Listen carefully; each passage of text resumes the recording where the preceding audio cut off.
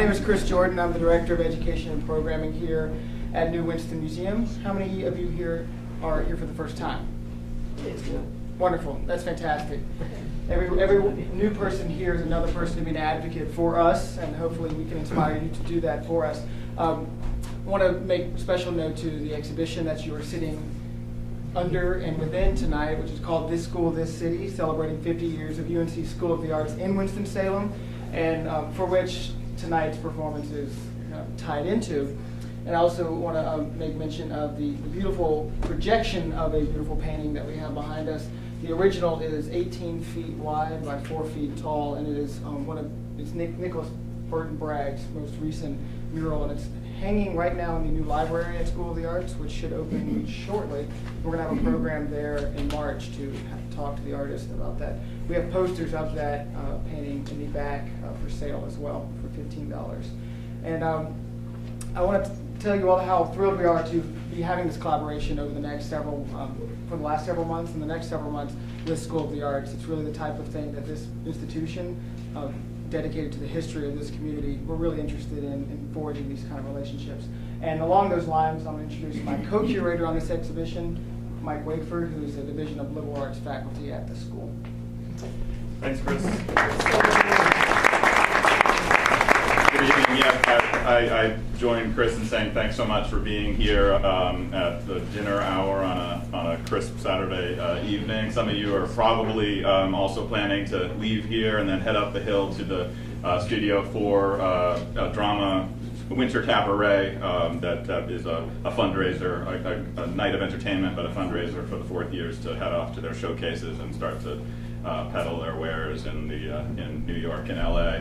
And I encourage you to indeed to head up there. It's going to work out perfect because what you'll see tonight is a very short performance, and then we should have time for a few questions or comments for Andrew Manning, our writer and star of the show tonight.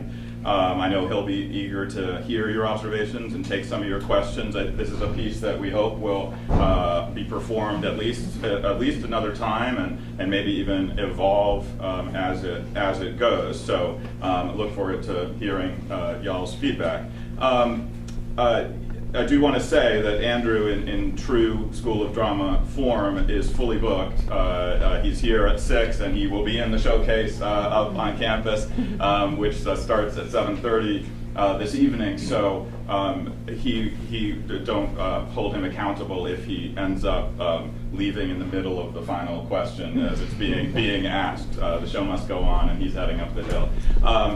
Let's see, you've hopefully had a chance to just read the contextual notes on the backside of the little program you found in your seat, and it does give you a little context that you might find useful, which is the performance you're about to see is inspired largely by an oral history that was taken by Doug Zinn, a great longtime friend of the School of the Arts, now assistant ED at the Keenan Charitable Trust. He was working for Mary Siemens, Jim and Mary Siemens, back in the 1980s when they put him on the task of doing an oral history project regarding the founding of the school. And one of the interviews that he did in the early 1980s was one with two gentlemen, one of the only joint interviews he did. One was named Ben Roney. He was Governor Terry Sanford's director of roads, of all things, and when you're the director of roads, you wield serious political clout in a state, because he decides where the roads go and don't go. And the other figure was a gentleman named Judge David Britt, a Democratic legislator in the North Carolina legislature, who he was a chairman of the House Appropriations Committee, and therefore also would have a lot to say about whether or not the crazy idea that John Ely, Vittorio Giannini, Governor Terry Sanford, and others had taken to the legislature, that maybe it was time for a state in the American South to have a performing arts conservatory. So the bill went there, went to the legislature, fate unknown, and those two gentlemen played a big role. And so the featured voices in this piece are those two gentlemen, although it's not exclusively them. And Andrew's done some amazing work to give voice to many voices. So that's where I'll leave that. And just a reminder to silence yourself. And silence your phones, right? Or Ben Roney will decide the road will not lead to your house. So with that, Andrew Manning in 0 to 50.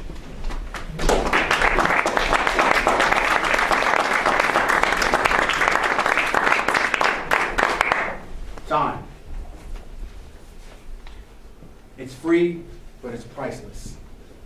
You can't own it, but you can use it. You can't keep it, but you can spend it. And once it's gone, you can never get it back. That was beautifully said by Harvey McKay. Time. Where does time go? I feel like I'm constantly asking myself this because 4 years ago I was entering my freshman year here at UNCSA. A New York City boy down here in Winston-Salem, North Carolina. And now I'm a senior in the graduating class of 2015, and we are celebrating the 50th anniversary of this school. Wow, time flies. This school went from 0 to 50 in the blink of an eye. Let's say we can rewind the sands of time and go back to see how this wonderful place was created where many talented artists call home for 4 or more years. To go back and see the hard work and dedication that was put into building the University of North Carolina School of the Arts.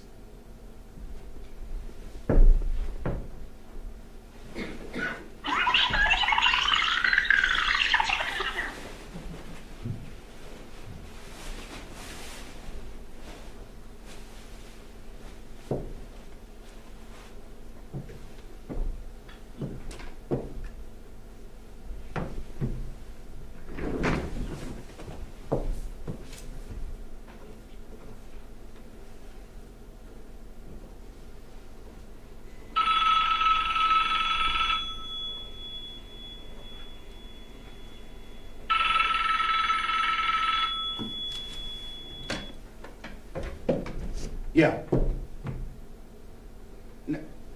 Right now, it's a great time. Okay. This is an interview with Mr. Ben Ronnie, recorded on October 7th, 1982, regarding the history of the North Carolina School of the Arts. When and from whom did you first hear of the North Carolina School of the Arts? Well, first I heard of the North Carolina School of the Arts was when the House was getting ready to adjourn in 1 week. Governor Sanford had his lobbying committee, I reckon you'll call it, over to the mansion to have breakfast every Monday morning to discuss what was going to happen that week in the legislature. And he introduced, the idea of the School of the Arts, and someone said that they believed that that bill had been killed in the House. So he looked at me and he said, "Ronnie, I want you to go down there, I want you to get that bill out and see if you can get it passed." And I said, well, what bill are you talking about? I've never heard of the School of the Arts. He said, "Well, go see John Ely. He'll tell you all about it." So I went to see John Ely. John Ely didn't know where it was down there. It turned out that it had been killed in the calendar committee. Hugh Johnson was in charge of the calendar committee that year, so I went to see Hugh to see if it was true. And he said, "Yep, that bill was killed yesterday or the day before that." And I said, "Well, can you get it out?" He said, "Well, hell, Ben, it's been killed." And I said, "Well, I know that, but is there any way you can take it out?" He said, "Well, what's the point of taking something out if you can't do anything with it?" He said, "Well, all I can tell you is the governor told me to come down here and see if I can get it out." He said, "Well, I'm going to see what I can do."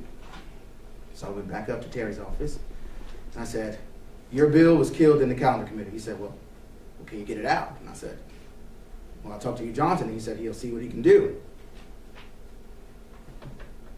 The legislature was somewhat revolutionary that year. Protesters were trying to integrate the S&W cafeteria, coffee shop, the Hotel Sir Walter, and many other places. After that bill was resurrected from the House, it went down to the subcommittee, where we voted for it out. It went down to the subcommittee, and once they found out how much the governor really wanted it, and that we did have enough money for it, they voted it straight out of there. Yeah, I remember. There was the most conservative member of the House, John Kerr, who was there. And, yes, John Kerr. John Kerr was there, yes. He was the House Speaker in 1943, and he's been back there quite a bit ever since. He was the one who passed that bill through for the new museum. Yes, the new museum, yes. The only museum that was there during that time. Yes.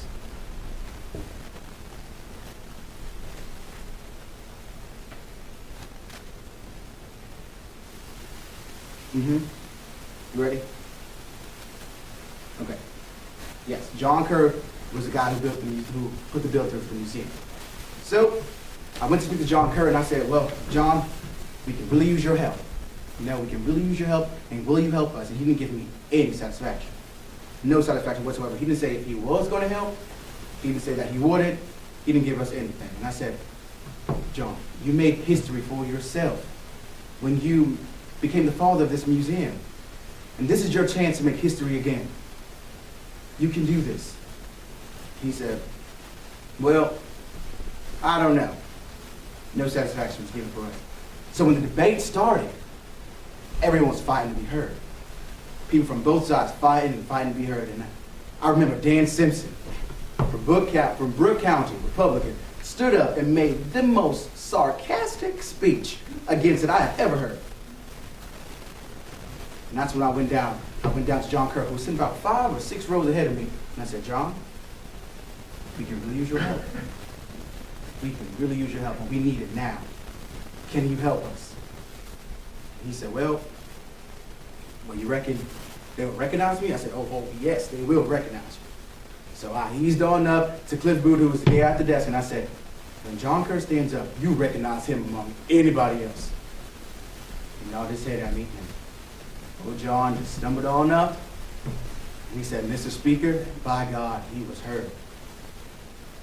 This House Speaker said, well, sir, if you want to speak, you must stay in your seat. We require that all members stay in your seats. You stay in your seat and you speak from the microphone that's on the table. But John Kerr didn't use that microphone. He had a voice that was heard throughout the entire place. And then he started walking up and down the aisles. And the House just ate it up.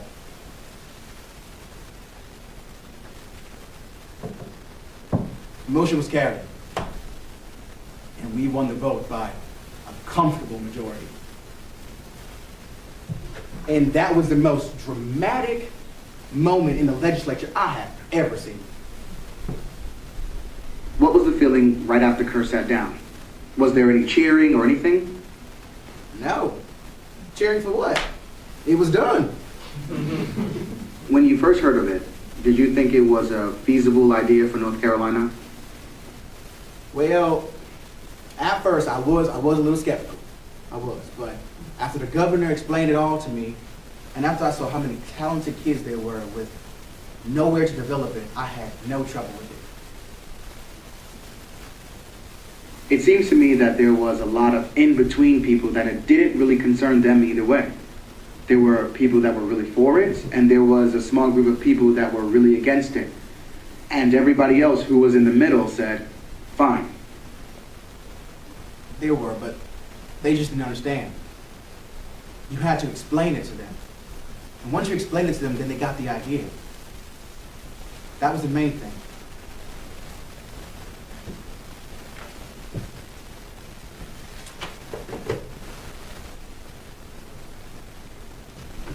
They didn't understand. They didn't understand that the creation of this school and the creation of art is psychologically, emotionally, and physically stimulating. That the University of North Carolina was needed to build strong artists. Alumni of the school, Abigail Blake, said, the amount of security at this place and in this school and the education that is received cannot be underestimated. Though I no longer work inside the arts, I can say that the School of the Arts has shaped me to be a confident and successful artist in all professions. The North Carolina School of the Arts has had many talents walk through and out these walls, and we have been honored to work behind these secluded walls. I can say firsthand for me that this school has changed my life for the better. I've developed myself to be a young man sitting before you, where I can use my voice to speak and share my side of the story and how I see things. And we all have a story to tell. And this school allows us to plant our feet and tell those stories. Allows us to open our voice, open our throats to sing and say our story. We look forward to another 50 years of this wonderful place. Thank you.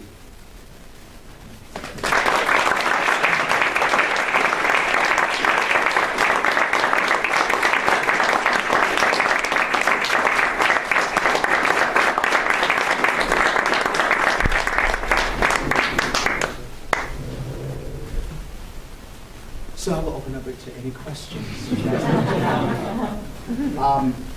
Let me go out and say right now that I want to thank everyone, including Mike Wakeford and the staff that works at this museum, and my dean, Carl Forsman, for helping me, encouraging me to try a one-man show and writing it. It's something small and something very experimental theater-esque.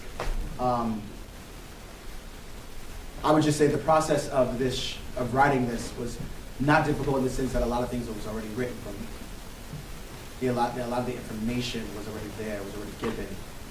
But the thing that I felt this story needed was a fresh face, a fresh voice to tell the story. And standing before you as a man of color, telling you the story, I think it's a huge step forward. In a way that we're telling the story, that I can stand here and tell the story, and this couldn't happen before. This wasn't the norm. This wasn't expected. But I can say that this school has opened its doors to everyone, no matter your race, no matter your religion or anything. This is a place where art lives, where art can fester and work throughout a human being and change someone to be an amazing artist. Film school is relatively new, 20 years, but it's now 13 in the country at UNCSA. The School of Drama is number 3 in the country. The School of Dance is number 3 in the country. DMP is number 1 in the country. It's just, I can't imagine a world without this school. I can't imagine me being in New York and finding a school to go to that wasn't this place, and how my life would be different. And after even just doing that short little piece for you guys, how my life is now different. And how that 2 seconds ago is now history. Yeah, if you guys have any questions, yeah. What was it like when you were considering different schools, and where do you think your life would have ended up had you gone to another school, or not had a school to go to? Well, small story. Graduated from LaGuardia High School in New York City, and I didn't get into Juilliard, which is number 1 in the country for theater. So they say. But I didn't get in, and I wasn't really aware of the other art schools in the country or in the States. You know, I didn't teach myself. I didn't go out and explore, because in my head, Juilliard was the only place for me. And so, I applied. My parents forced me to apply to a lot of other schools, like Ivy League schools, and I was like, I'm just linking to Juilliard. That's what I'm going to do. And I didn't get in. Maybe it's top 40, really close, but didn't get in. So I was like, well, I got into Brown University, and I was like, I'm a good test taker. I like science, I guess. So I guess I'll do that. And I was going to send my deposit check to Brown, and I opened my mailbox, and it was a small envelope from UNCSA. I knew nothing about UNCSA. One of my best friends, Philip Lugo, told me about UNCSA. And he said, I think you should audition because it's a really good school. So I auditioned on a whim, and then I opened up the letter, and it was a very vague acceptance letter. Very vague. Usually it's like, congratulations, you got it. And then it didn't say that. It was like, you have 1 seat available for UNCSA. And I was like, are you inviting me to a show? But then at the bottom of it, it says your student ID number is. And I was like, wow, I'm in, I guess. So I think if I didn't come to this school, I would have been at Brown University, probably studying sciences, because my other idea was to be either a pediatrician or a neurosurgeon. So very different lifestyle, very different choice, clearly. But the funny story about that is I ran upstairs and I was going to tell my parents, like, I'm going to UNCSA. And I walk in the door, and my mom is wearing a Brown t-shirt and hat, and my dad's like wearing a Brown hat and cake. And they're like, yeah, Brown. And I was like, oh. Sorry, not going. So it was a very interesting moment. But I think my life would have been completely different from who I am today. I don't know. I really don't know. I think I'll be very unhappy, to be honest. I think I'd have been very unhappy. And what about comparing a conservatory versus what the School of the Arts is, which is not just a conservatory, it has the curriculum of a regular college? Is that a good thing, a bad thing? Does it even get on your radar? I think it's wonderful. Why? Because now more than ever, especially with our economy and everything, not going to get into business, but it's hard to get a job without like an actual bachelor's degree, without a college degree. You know, it's really hard, especially in the arts. And like now more than ever, they're looking at young artists who are coming out of these places with a degree saying like, I've trained for 4 years, rather than walking out with a certificate saying, I've done something.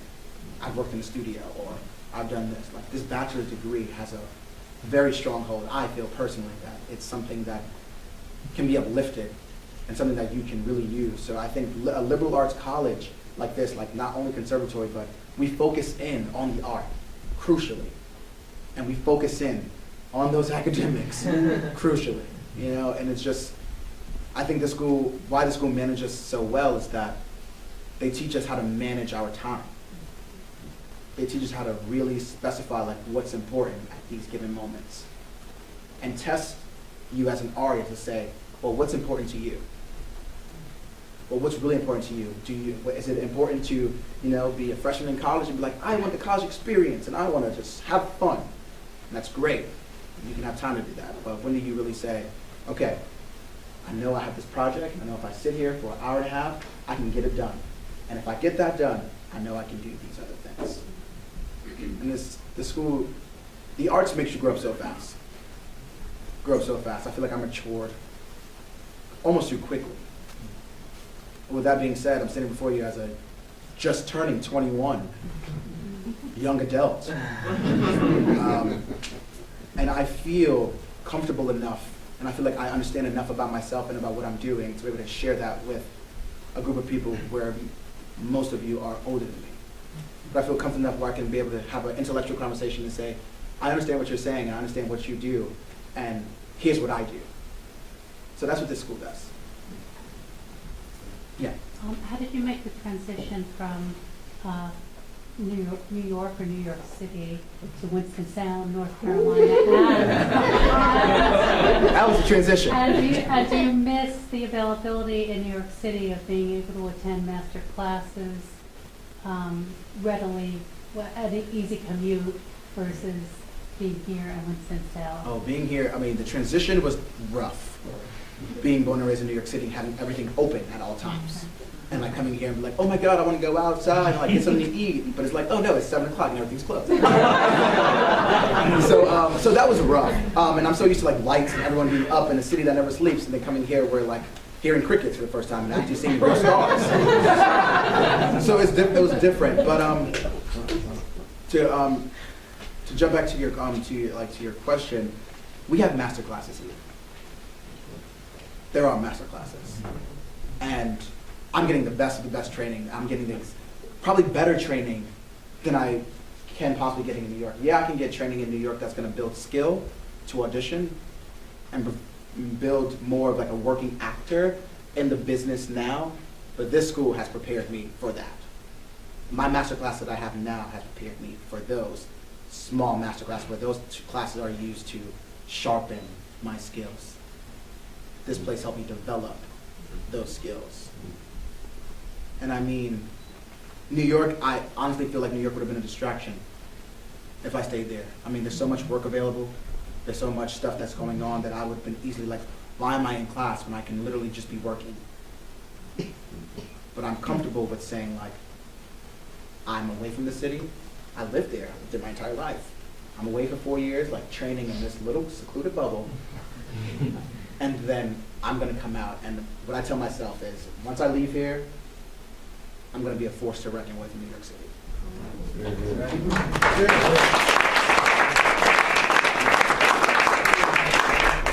Tell us the scope or process or time frame of what you went through to put this together.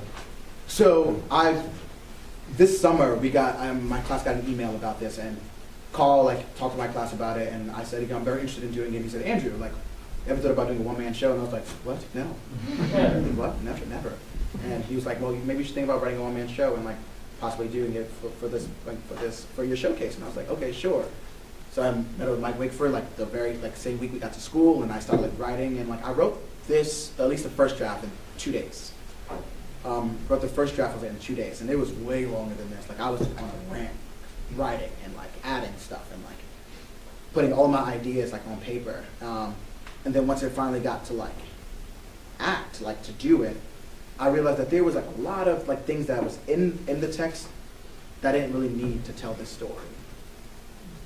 This could have been like a 45-minute piece, like on like the little itty bitty things that happened, but I didn't need all that information. So I cut it, and then like I worked with Matt Bullock, who's a director and acting teacher at UNTSA, and we just worked on like making this very, very comfortable, like the act of like natural storytelling, and like how to tell that story, and just sharing it.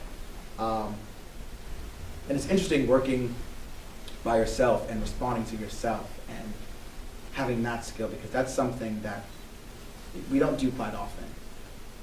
A lot of actors can't say they've done a one-man show.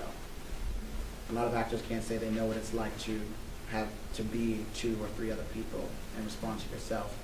So I definitely think this was a learning experience for myself, and this process has been a joyous process, long process. I mean, there's numerous times where I thought it was going up, and I was like, oh no, I got to show that time. This time, and oh no, another show is coming up. And like you said before, like right after this, I'm going to run up there and do another show for my senior cabaret. So yeah, but this process was absolutely amazing, and it was like a smooth process, and building on it was not too difficult because the text was already there for me. I just had to breathe life into the story. I must say, just to interject, that I learned a little something in just being just tangential to the process, and talking to Andrew occasionally about how is it coming. And I learned one thing about how, as a historian, my sense of how long it takes to write things is completely different than Andrew. And I think when he came back to me 2 days after our first conversation, he said, "I'm done." I didn't quite know what to do with it. I think probably the blood ran out of my face. And he probably turned around and walked away. I was like, I don't know what he's talking about. But he moved fast. It was interesting. The other thing I want to point, I know there's other questions, but just to say that what Andrew just gave voice to, this transcript of a piece of a transcript that Doug Zinn recorded years ago, talking to these 2 gentlemen, both of whom I think are long gone, is actually really, really precious material, because one thing that I know that Dean Carl Forsman discovered for himself not too long ago was that we don't actually have a transcript from that legislative debate available to us anywhere, which is amazing, and I don't quite understand it for myself. But we actually don't have any record of what went on the floor that day, other than through the memories of these two guys. So it was just amazingly fortuitous that years ago, Jim and Mary Siemens, who still had decades ahead of them of supporting this school, got it into their head to commission Doug to do these oral histories, because without them we really have very, very little memory of the story. So it's really precious material that you just put on a stage.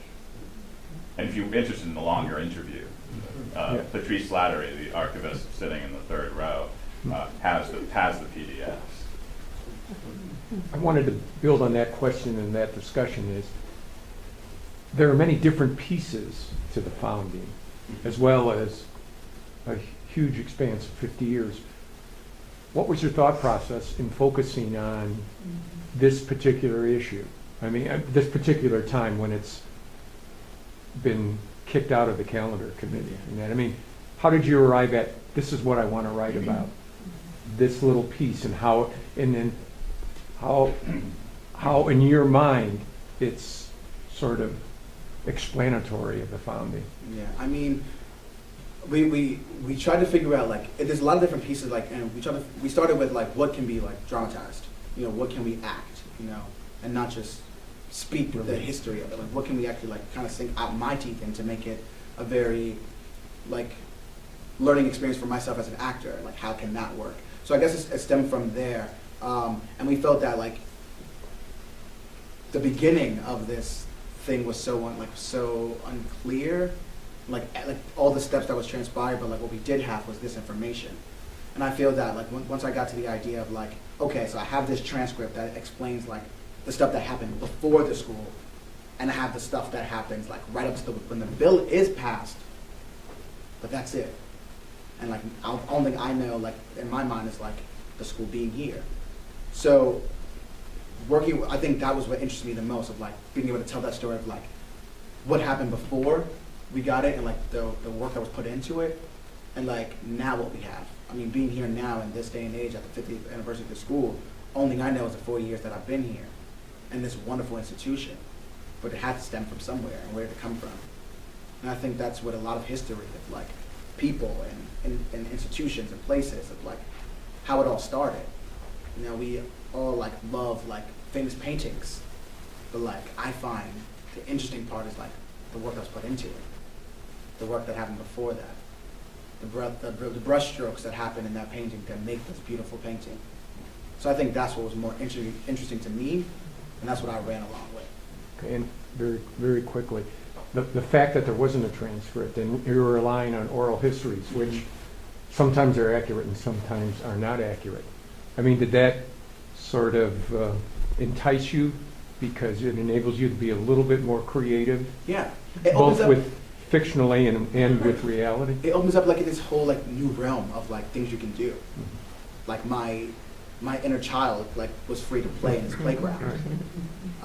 It was just, I had like specific things that I know I had to say, and things that like really happened that I had to make clear, but there was so much room to be played around with. And I mean, I haven't met any of these men, but I thought what great men they had to be able to go through like this and like fight for it. A man who had no idea about what the School of the Arts was, but he was just told by the governor, and he was on his side for this place. And I made the decision myself to be like, he's a very positive person. He's a very positive person. He's open. He's willing to do something he's probably not comfortable with. Because in the transcript it said like he wasn't sure what it was at first, and he was a little skeptical. But once it was explained to him, and once he saw it through his own eyes, like kids with talent but can't develop it, then he was fine with it. So like things of that nature where I kind of got the essence of the characters, well not the characters, the people, like who they were, and just got the chance to play with that. Yeah, Thank you. no problem. Time check? What are you gonna do when you go back to New York? You got a What I'm gonna do when I go back to New York? interviews, auditions? So what my senior class do, what we do, we go to LA and New York for our senior showcase. That's what money from the proceeds from cabaret and other fundraising goes to. So we go to LA and we do a show. Some of us do like 2 scenes, some of us sing a song and do a scene, but we present that to casting directors, agents, managers, all in New York and LA, and with hopes of like having meetings and building a professional relationship in the industry.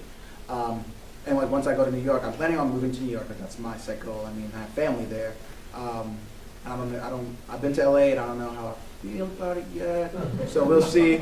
But my plan right now is to move to LA. I'm applying for the Lincoln Center Fellowship at the moment because I really enjoy creating my own work and speaking from my personal story and how I see things.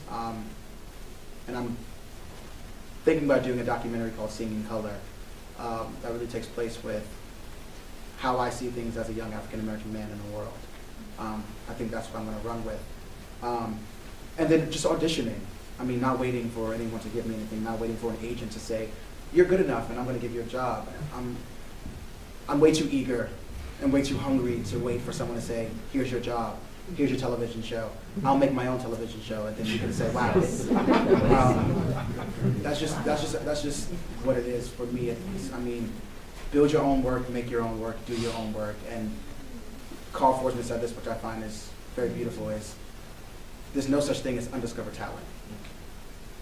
And if you're in New York in this huge city, and there's many talented people, but if you work, you'll be discovered. And so I feel like I've discovered myself, and I feel like people will eventually discover me. Yeah. Tell us briefly about the cabaret you're about to be performing in tonight. Yes! Senior 2015 went to cabaret, 2 Don Sweet on Hot is a Cole Porter cabaret. So it's very upbeat, very stylized, really cool, a lot of dancing numbers, singing numbers, well, all that singing, clearly. But a lot of dancing numbers and very upbeat and like kind of funky, which is kind of cool.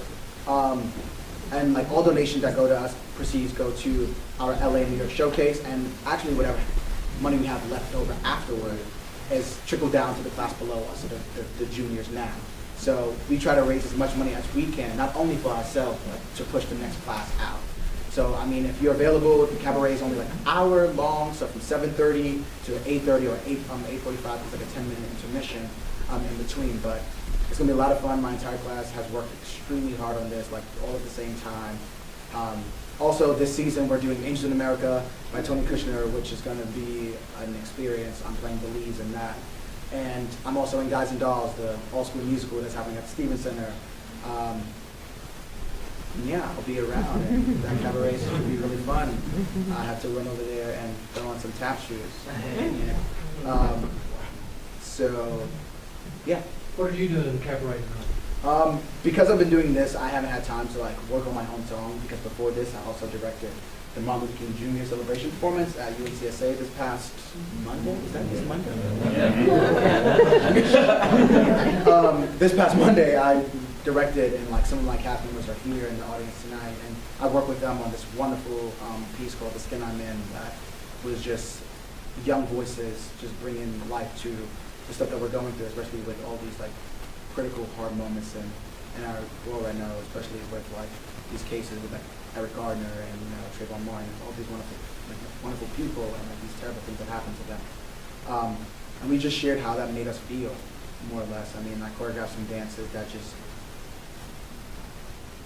shed light on the beauty of diversity, and that Martin Luther King Day was not only about Black people, it was about everyone being together. And I feel like that's the kind of mix up a lot of, at least young people tend to get, that like MLK Day is a day we have off from school for Black people, but it's more or less that MLK Day, we have day off of school for us to be together with everyone. And I had a really wonderful time directing that. So I'll be tapping in one of the numbers, and I'll also be dancing in the final number. So I'm singing in a couple of group numbers as well and stuff like that. So I'm a lot of ensemble based, but I'm the lead dancer on a lot of the pieces. And I do dance. I know you need to. You need to get out of here for 4 minutes, but you've referenced the fact that you're a young man of color a couple times, and I guess there's one observation that I am continually struck by, but I have a question too. I mean, one is just that it really is remarkable in terms of thinking about the history of the school and the span of time that it stretches, and that you just dramatized two North Carolina legislators, suffice to say, two white guys in the North Carolina legislature 52 years ago, pre-civil rights legislation, and I think it's just poetic. I mean, to me, goosebumpily poetic. That you're the young man to dramatize a story for the first time.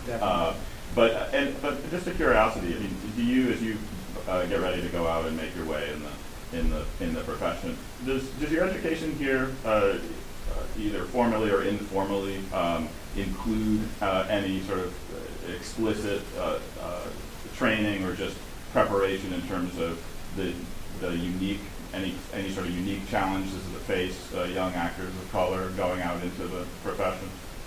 I definitely feel that the training here is colorless, and it's what you do with the training. Because although I am Black, I have a very different experience with the training that I've received. And that's for everyone. I mean, for a man, for a woman who's short and a guy who's tall, a guy who's short and a woman who's tall. And like, it just varies. I mean, although we're getting the same words, we're in the same classes together, getting the exact same like message, but what's taught inside is very different for everyone.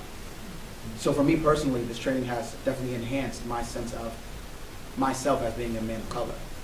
It definitely has. I mean, and it's gracious enough, I got an opportunity to do an August Wilson play in my third year, which helped to dive into that side more of myself than I would normally, like in this educational setting, because I mean, we can't just only do plays by August Wilson all the time. I mean, that's not fair.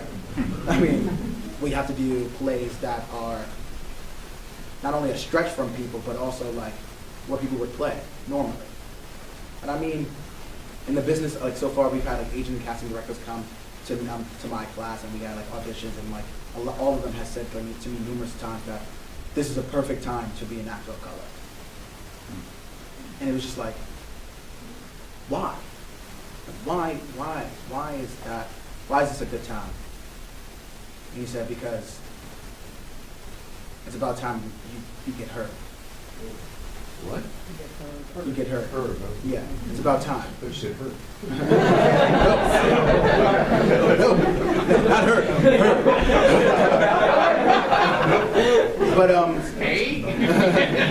But it's just, this training has been so remarkable. I mean, I stand before you, like, I feel as a strong black man, and I can say that the training I received here has been nothing but extraordinary. And